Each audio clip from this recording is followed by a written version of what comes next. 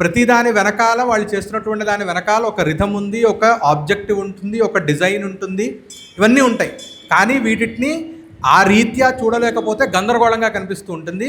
కానీ దేనికదే ఇండిపెండెంట్గా వెళ్ళిపోతూ ఉంది. ఎవరు చేసుకునేది వాళ్ళు చేసుకుంటూ వెళ్ళిపోతూనే ఉన్నారు. ఎక్కడా కేయాస్ ఎక్కడా లేదు, ఎక్కడా కూడా గందరగోళం యాక్చువల్లీ లేదు. సో మనం చూసే రీత్యా ఉంటుంది. ఇదంతా ఇంత సక్షమంగా ఎలా పనిచేయగలుగుతోంది అని అంటే కనుక దీనికి కూడా అమ్మవారే అక్కడ కారణం. ఇక్కడ అశ్వశబ్దం ద్వారా ఇవన్నీ విషయాల్ని కూడా మనం ఇక్కడ స్ఫురింపజేసుకోవచ్చు. అలాగే మూడవ మంత్రం వచ్చేసరికి అశ్వపూర్వాం రథమధ్యాం హస్తినాద ప్రబోధినీం శ్రియం దేవీముపహ్వజే శ్రీర్మా దేవీర్జుషతాం. అలాగే శ్రీర్మా దేవీజుషతాం అంటే ఆ శ్రీదేవతను నేను ఆహ్వానిస్తున్నాను అని స్థూలంగా ఈ మంత్రానికి అర్థం. ఈవిడ ఎట్లా ఉందిట అని అంటే అశ్వపూర్వాం రథమధ్యాం హస్తినాద ప్రబోధినీం. అశ్వపూర్వాం అంటే గుర్రములు ముందర కలిగిందిట, అంటే ఆవిడ వెళ్తోందిట, గుర్రాలు ముందర వెళ్తున్నాయిట. అలాగే రథమధ్యాం ఈవిడ ఎలా ఉందట, రథం యొక్క మధ్య స్థానంలో మధ్య భాగంలో ఈవిడ కూర్చొని ఉన్నదిట. హస్తినాద ప్రబోధినీం అలాగే హస్తినాదము అంటే ఏనుగు చేసేటటువంటి శబ్దం, దాన్ని హస్తినాదము అని అంటాం.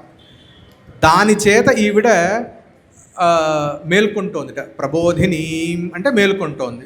ఇది ఒక స్థూలమైనటువంటి అర్థం.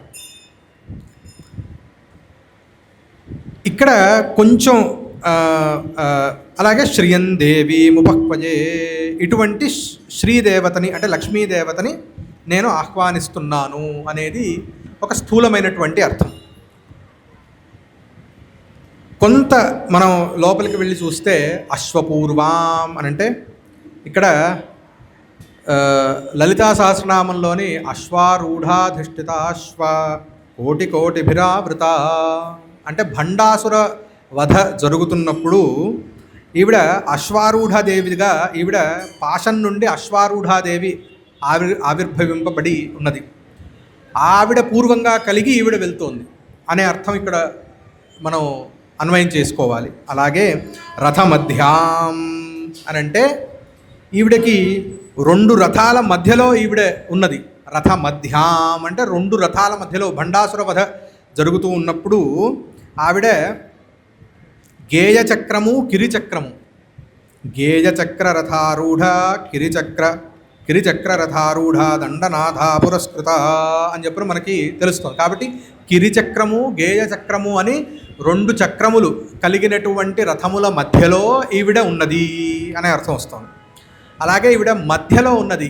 ఎక్కడ మధ్యలో ఉన్నది అని అంటే శ్రీచక్రం యొక్క బిందు మధ్యస్థానములో ఈవిడ ఉన్నది అనేది కూడా రథమధ్యాం అనేది. అలాగే హస్తినాద ప్రబోధిని అనే దానికి అమ్మవారి అంకుశం నుండి సంపత్కరీదేవి ఆవిర్భవింపబడి ఉంది. ఆవిడ గజారూఢ కాబట్టి అది కూడా ఇక్కడ మనం సంపత్కరి అధిరోహించిన ఏనుగు పేరు రణకోలాహలం అని, కాబట్టి అది కూడా ఇక్కడ మనం తీసుకోవాలి. అలాగే కాకుండా ఇంకొంచెం లోపలికి వెళ్ళి చూస్తే అశ్వపూర్వాం రథమధ్యాం అని ఇది దేనికి చెప్తోంది అని అంటే కొంత బ్రహ్మతత్వాన్ని నుంచి కనుక ఆలోచిస్తే ఈ శరీరం అనేది ఇంద్రియాణి హయాన్యాహు అని చెప్పి ఇంద్రియములు అనేవి అశ్వములు, మనస్సు అనేది కళ్ళము, రథం అనేది శరీరము, ఆ రథం మధ్యలో పరమాత్మ అనేటటువంటి జీవుడు ఉంటాడు,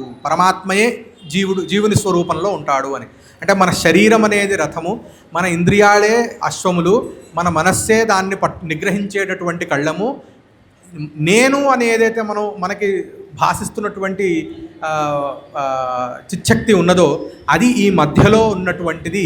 ఇది మళ్ళీ ఎవరు అని అంటే ఆ రథమధ్యమైనటువంటి ఆ అమ్మవారి యొక్క స్వరూపము కంటే భిన్నమైనటువంటిది కాదు అని అద్వైత తత్వాన్ని నుంచి కనుక ఆలోచించినట్లయితే ఈ అర్థం కూడా మనకి ఈ మంత్రం నుంచి మనకి అర్థం మనకి వస్తుంది. అలాగే 4వ మంత్రానికి వస్తే కాంసో స్మితాం హిరణ్య ప్రాకారామార్ద్రాం జ్వలంతీం తృప్తాం తర్పయంతీం పద్మే స్థితాం పద్మవర్ణాం తామిహోపహ్వజే శ్రియం.